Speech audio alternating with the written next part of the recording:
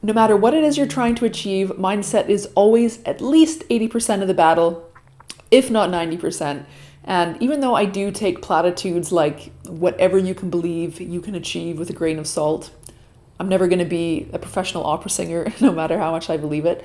I do know from personal experience that I'm capable of achieving a whole lot more than I ever thought possible when I've got my head on straight and I'm not holding myself back with limiting beliefs and just a generally poor mindset.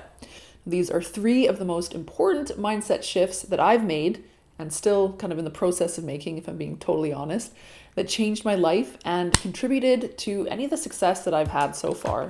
If you're new around here, my name is Rachel Harrison-Sun, and I help people generate passive income creating and selling journals, planners, notebooks, and more on the Kindle Direct Publishing platform.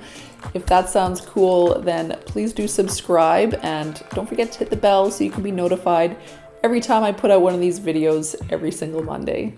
Mindset shift number one, framing is everything. None of us have any control over the external forces in our lives, but we can 100% control how we frame particular events that result from those forces. So for example, if a person suddenly loses their job, and this has happened to me multiple times in my adult life before I started my own business, there is a choice that can be made as to how to view the loss. The person can choose to view the loss as a reflection of their inherent worth and wind up feeling like a colossal failure, or they could choose to view the loss as a potential opportunity. Now, I'm not saying that there wouldn't be very real consequences of losing a job, especially if that person, has no savings or if they've got a family to support, etc. But the difference here is how each way the person interprets the situation will ultimately make that person feel, which can contribute heavily to the final outcome of the situation. So if a person feels like a failure, they're less likely to see that other opportunities exist, or if they do see any opportunities that exist, they might not go for them because they're just feeling so down on themselves. Whereas the person who sees the job loss as a potential opportunity ends up feeling hopeful and energized, and they're going to be more able to spot opportunities as they arise, and when they spot those opportunities, they're going to be more apt to go for them. It's a much, much more empowering place to be and really ups the odds that that person is going to have a more favorable outcome. I used to look at all of my obstacles as a never-ending pattern of defeat that was just going to hold me back forever. Now, whenever I suffer a setback, and I've had a couple of doozies, I always make an effort to look for the opportunity.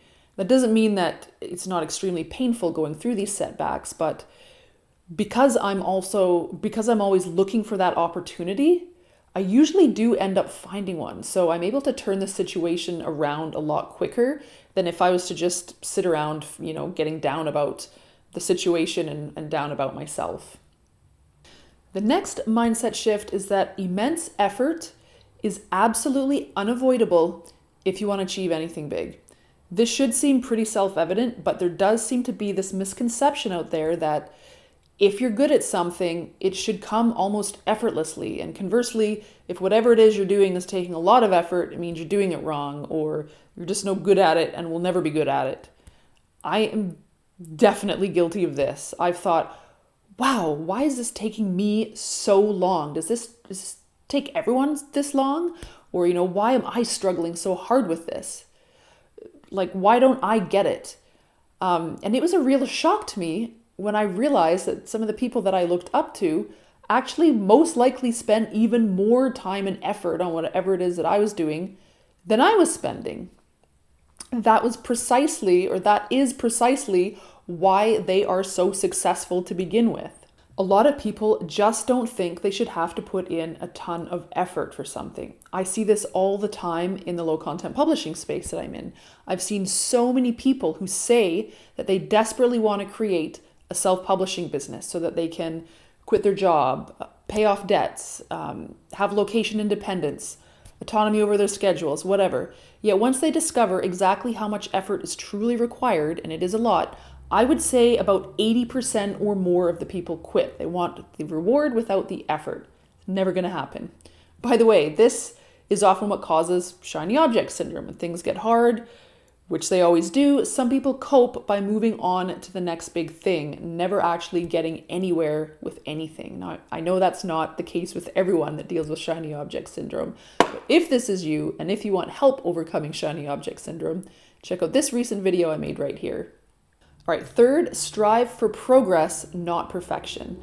This has become my personal mantra as a recovering perfectionist, and it's been vital in keeping me moving forward rather than staying stuck in endless rounds of tweaking or, not even getting started on something at all because I'm too afraid that I won't like the end result. When you know that you don't have to get something right the first time around, when you give yourself permission to suck at something during the process of learning how to do it, when you realize that whatever you put out there is not final, it's not set in stone, and you can come back to it and iterate and make incremental improvements over time, you are liberated from the perfectionism that will ultimately hold you back. I used to be so afraid of screwing up, getting things wrong, and making mistakes. I don't care anymore. I look at everything as an experiment. I just do it. If it needs adjusting later, I just adjust it. I don't attach my personal worth to the outcome. I pretend to be a scientist, running experiments, testing hypotheses, knowing that something will work and, other things won't work. Remember, action, or imperfect action rather, is still action. Progress, not perfection, is what we're after.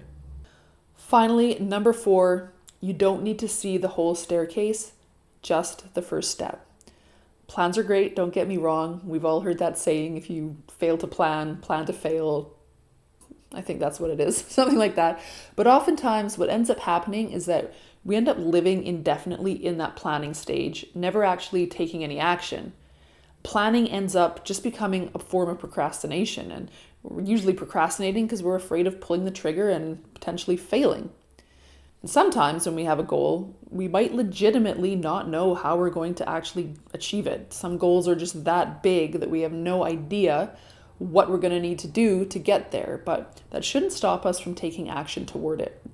I've often found that when I just start taking small little steps, then the next few steps on the staircase become visible right when I need them. It's kind of like if you're moving up a staircase in the dark and you've got, just this dinky little flashlight to light your way.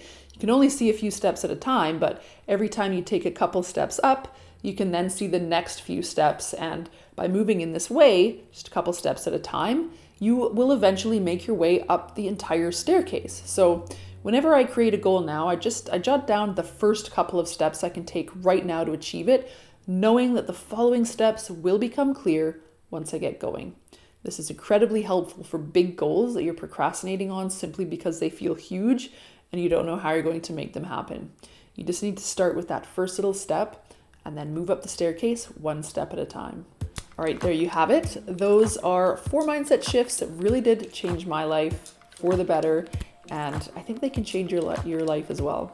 So if you're interested in learning how to make passive income publishing on the Kindle Direct publishing platform, you can download my free guide, 3 steps to publishing your first low content book in less than a day. I have linked to that down in the description below.